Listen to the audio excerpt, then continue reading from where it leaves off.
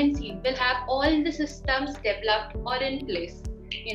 How does data comes into place? How does you do analysis? What tools to use? Everything is kind of developed in a particular company or an agency with a good reputation in the market. But if you go to a startup, things are on the way. They're in the development phase. So if you ask my recommendation at a place where to start, I think a product plus a startup is a good option. Why? Because if you get to know that you are doing an analysis, but where is that data coming from? What is the infrastructure behind it?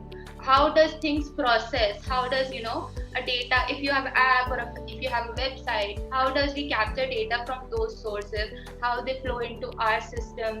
And finally how after analyzing, where does it go or how the actions are taken? Startups are relatively small, a lot of people are there, so you get to connect with a lot of people on your analysis as well. So you kind of get a guidance, you kind of work with people on different projects. I think that is the best way to start your career, because you develop your skill from the very starting. Like you know every source of your skill, how you have been doing things or how it should be done. You get a through knowledge of it basically. I 100% agree with what Astha just said.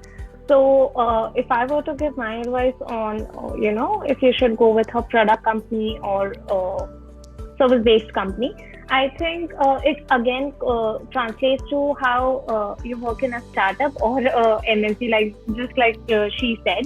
Because what happens is when you work in a startup, I'll walk you through my journey. Okay, so in my 3 years of graduation, I did, I guess, at least 4 to 5 internships. And I think 3 of those were in the startup, which I've made big now, because I did a marketing internship with Paperboat, and in the time when I joined them, it was still a startup. Now it is flourished into a much bigger company. But it tells you how the ground realities and what the how actually from where the work is coming from, the whole flow, what the structure is, and how you are being a contributor to that picture. So it really helps you, and because these are very these companies are at initial phases, you get to learn a lot of skills and knowledge. Because if you work in a bigger company in your initial days, you would of course have good brand names backed with you. But I think because these big companies are very compartmentalized and structured in their processes, you do not have as much learning opportunities in a well-established companies than compared to what you can get in a startup.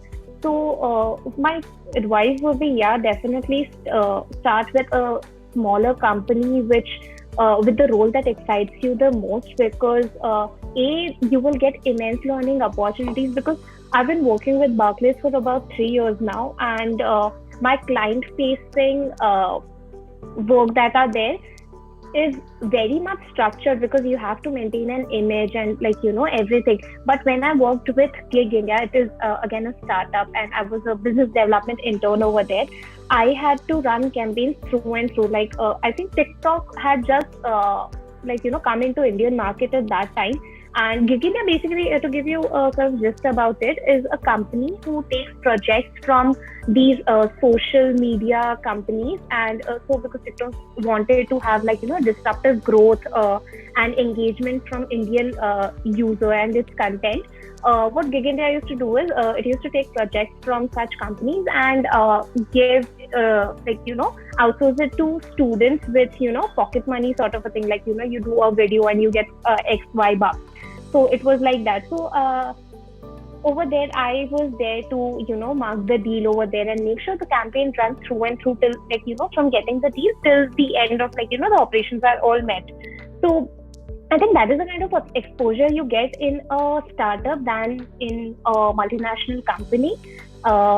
So yeah, I think that is what. I think I'd like to give it a different spin from the corporate startup world to maybe like in the corporate itself, distinguish between the kind of companies that we see, right? And again, this is completely based on my experience and the experience that I've heard from colleagues and friends of mine. So I think I'd like to look at it, the way I look at companies is either it's a service-based company or it's a product-based company. So either you're selling a product or you're providing a service to someone, right? So when I say product, it could be something like a Unilever where they're selling products to people. Or when I say service, it could be something like a Wipro or Accenture where they're providing their services to another company like Unilever or like Shell. And in my opinion, I think starting off with a product company has worked out great for me. And also when I look at the other like colleagues or classmates who I had who graduated with me from Christ, I see that those who ended up in the service industry, to be very honest, on the basis of compensation basis, they were not matching what a product company would give you. So if I speak purely on the basis of if you're putting in that much effort, are you being rewarded for it? I see that the reward is much higher when it comes to a product company. Of course, there are exceptions. There are definitely some service companies which do provide the same amount of compensation that you would get at a product company. But I think that if you're starting off early as in your career, I think it kind of gives you a head start in that space if you start with a product company, in my opinion.